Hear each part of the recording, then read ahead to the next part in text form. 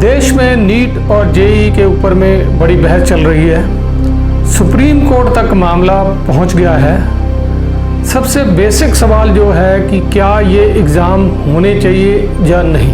Exam बिल्कुल होने चाहिए क्योंकि फाइनल ईयर है और आईआईटी एमबीबीएस में एडमिशन है। बिना एग्ज़ाम के सब्जेक्टिव असेसमेंट के तौर पे जो 12th के मार्क्स हैं उसके हिसाब से ऐसे प्रोफेशनल कॉलेजेस में दाखिला कैसे दे दिया जाए। तो पहली बात तो बिल्कुल क्लियर है कि एग्ज़ाम तो होने ही चाहिए क्योंकि बाकी भी एग्ज़ाम होते हैं। सीडीएस का एग्ज़ाम है और एंट्रेंस एग्ज़ाम है, एमबीए के हैं, सभी एग्ज़ाम हो रहे हैं। यहाँ तक ये दिया जा रहा है कि कोविड की सिचुएशन के कारण सेफ्टी नहीं है। किस सेफ्टी की बात कर रहे हैं हम? ये सारे बच्चे 12th पास हैं, मोबाइल यूज़ करते हैं, सारे नॉर्म्स उन्हें पता है और ट्यूशनें मोस्टली इनमें से जाते रहे हैं। तो सेफ्टी जो एस्पेक्ट है वो बच्चों को अच्छी तरह से पता है, पेरेंट्स को भी पता है और कोई पेरेंट्स ये नहीं चाहता कि उनके बच्चों का एक साल जिस पे वो लगातार उसने मेहनत करी है वो बर्बाद हो जाए और पूरा साल फिर वो दिमागी तौर पे तो परेशान रह ही रहे और वो दोबारा ट्यूशनों और बाकी फीसों के चक्कर में भी पड़ जाए। तो वो भी जल्दी से जल्दी इससे बोझ जो एक तरह सा एक तलवार लटकती है स्टूडेंट्स पे कि 12वीं के बाद क्या, तो उनके भविष्य की जो चिंता है वो ख़त्म हो जाए और वो अपना एक कैरियर चुन सकें।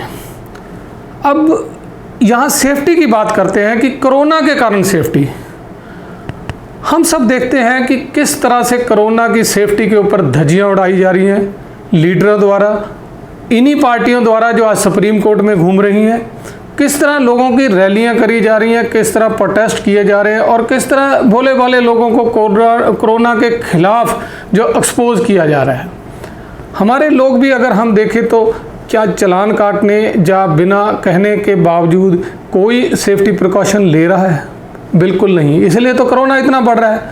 तो क्या कोरोना के कारण एसेंशियल चीज़ें जो बाकी हमने खोल दी हैं, मार्केट खोल दी हैं, रेलवे की ट्रेनें चल रही हैं, फ्लाइट्स भी चल रही हैं, बसें भी चल रही हैं, हर चीज़ चल रही है सिवाय इक्का दुक्का चीज़ों को छोड़ के, जैसे सिनेमा हॉल नहीं है, स्कूल कॉलेज ऑनलाइन चल रहे हैं, इवन कि सुप्रीम कोर्ट ऑनलाइन चल रही है। तो फिर एग्ज़ाम में कैसी कैसी सेफ्टी है? हाँ, कुछ सेफ्टी फैक्टर इनकॉर्पोरेट किया जा सकता है, जैसे छोटे सेंटर बना दें, डिस्टेंस रख दें, एग्ज़ाम को कुछ दिनों के लिए स्प्रेड किया जाए। वैसे भी हमारी एजुकेशन जो सिस्टम है उसके बारे में आप सबको जानकारी है कि कितना पिछड़ा हुआ है और कितने सुधार की ज़रूरत है। एजुकेशन सिस्टम से बात आती है कि क्या सरकारें लोगों को एजुकेट करने में इंटरेस्टेड हैं? देश में यूनिवर्सिटी और कॉलेजों की तादाद बहुत ज़्यादा बढ़ी है और हालात ऐसे पहुंच चुके हैं आज इंजीनियरिंग कॉलेजों को स्टूडेंट नहीं मिल रहे हैं। हर बच्चा आज एक डिग्री लेके घूम रहा है, जॉब नहीं मिल रही है। पर क्या उसी तरह से जिस तरह से एजुकेशन बढ़ी है, क्या पढ़े हुए लोग इसी तरह से पार्लियामेंट और असेंबलियों में पहुंचे हैं? बिल्कुल नहीं। वहाँ पे अभी भी अनपढ़ लोगों की 10वीं पास की भरमार है, बल्कि रिवर्स हो गया है। हाँ कि कुछ ग्रेजुएट भी हैं, पोस्ट ग्रेजुएट भी हैं, पर उनकी गिनती कम है। अभी भी वो लोग जो खुद एजुकेटेड नहीं है वो जाके पॉलिसियाँ बना रहे हैं। शरेआम बातें सामने आई हैं। कुछ एजुकेशन मिनिस्टर ऐसे रहे हैं जो खुद 5वीं पास थे, कुछ एजुकेशन मिनिस्टर हायर एजुकेशन के ऐसे रहे जिनकी अपनी डिग्री पे सवाल उठते रहे हैं। जब पॉलिसियाँ बनाने वाले लोग इस तरह हैं तो एजुकेशन का सुधार नहीं हो सकता, क्योंकि खुद जहाँ पे एजुकेशन और पढ़े लिखों की ज़रूरत है वो फील्ड पे ना कोई क्वालिफिकेशन है, ना कोई रिटायरमेंट एज है और लगातार उनको 1, 2, 3, 4, 5 पता नहीं कितनी बार पेंशनें मिल जाती हैं। एक जो घटिया से घटिया लोअर लेवल की नौकरी करने के लिए भी उसे 30-35 साल पेंशन अर्न करनी पड़ती है गवर्नमेंट सर्विस में।